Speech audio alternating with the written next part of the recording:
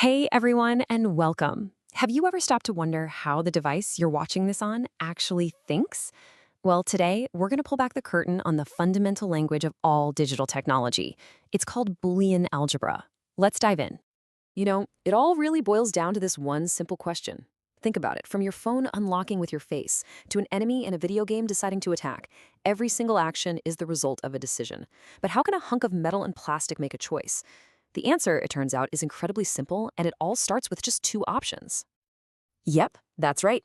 Every single complex calculation, every beautiful graphic you see on a screen, every line of code, it all gets broken down into a language that basically only has two words.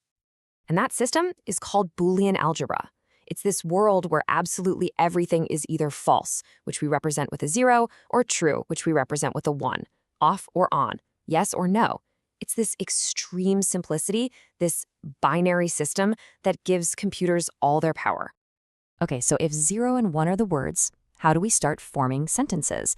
Well, for that, we use these really cool tools called logic gates. You can think of them as the basic building blocks, the Legos, that actually do the work of manipulating all those zeros and ones. So let's meet the big three. First up, we've got the AND gate. It's a bit of a stickler for the rules. Its job is to output a 1, or true, only if both of its inputs are also 1. The perfect way to think about this is a door with two separate locks. To get that door open, to get our 1 output, you have to unlock the first lock and the second lock. If you only do one or neither, that door is staying shut. Next, we have the OR gate. Now, this one's a lot more laid back. It'll give you a 1 output if the first input or the second input is a 1. It doesn't need both. So imagine a door with two different handles.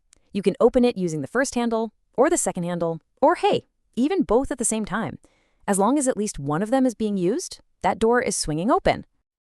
And finally, we have the simplest one of all, the NOT gate. Sometimes it's called an inverter, and it does exactly what you'd think. It just takes one single input and flips it to the opposite. So you give it a 0, it spits out a 1. You give it a 1, it spits out a 0. It's basically the ultimate contrarian of the circuit world. Now, what's really cool is what happens when we start combining these gates. By connecting them in different ways, we can turn simple logical ideas into actual circuit diagrams. These are literally the blueprints for how a computer is going to do its job. Let's see how that works. So let's try a really simple one, the expression A plus B. First, we just draw two lines to represent our inputs. We'll call them A and B. Then we look at the operator, that plus sign. In Boolean algebra, that means we need an OR gate. So we just draw the symbol for an OR gate and connect our A and B lines right into it. And that's it. That's the circuit diagram for A plus B. And this is where the magic really happens. Using these super simple rules, we can start snapping these gates together to build circuits for much more complicated ideas. I mean, look at this expression on the screen. We've got AND gates feeding their results into an OR gate.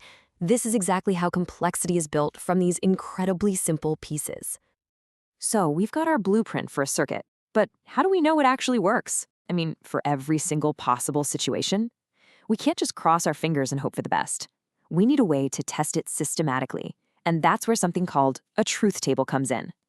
A truth table is basically our checklist. It's this super organized chart that lets us list out every single possible combination of inputs and see what the output would be for each one. And the key to making sure we don't miss any possibilities is this handy little formula, 2 to the power of n, where n is just the number of inputs you have. That number tells you exactly how many rows you need in your table. Let's go back to our A plus B example to see this in action. We have two inputs, A and B, so n is 2, and 2 to the power of 2 is 4, which means we need 4 rows to cover everything. Now, to fill it out, there's a neat trick. For the first column, A, you just take your total rows, 4, divide by 2, which is 2. So you write 2 zeros, then 2 ones. For the next column, B, you have it again. So you just alternate every one, 0, 1, 0, 1.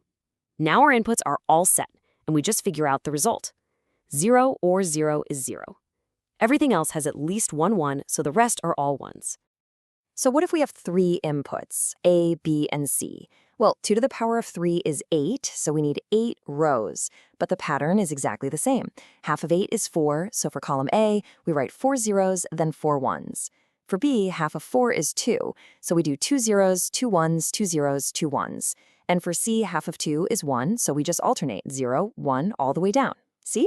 This simple pattern guarantees we cover every single possibility without ever missing one. It's foolproof. All right, now that we have the tools to build circuits and to test them, we can do something really, really powerful. We can actually prove the fundamental laws that govern this entire digital system. You can think of these as the laws of physics for this digital universe we've built. One of the most famous laws is known as De Morgan's theorem. Now, I know it sounds a little complicated, but it reveals this really deep and useful relationship between our logic gates. It's basically saying this: if you take A or B, and then you flip the entire result with a NOT gate, you get the exact same thing as if you first NOT A, then NOT B, and then combine them with an AND gate. Well, let's see if that's actually true. Let's prove it with a truth table. Okay, so we're going to use our same method. We start with our standard A and B input columns. First, let's figure out the left side of the equation. We calculate A or B, which gives us that 0, 1, 1, 1 column. Then we have to invert that whole column. That little apostrophe just means not, and we get 1, 0, 0, 0. Got it? Okay, now for the right side, we'll make a new column for A prime, or not A, and one for B prime. We just flip the original A and B columns.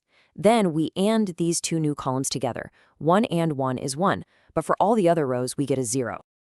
And there it is. That's the aha moment. Look at those two columns we were calculating. The final result for the left side of the equation is 1, 0, 0, 0. And the final result for the right side of the equation is 1, 0, 0, 0. They're exactly the same.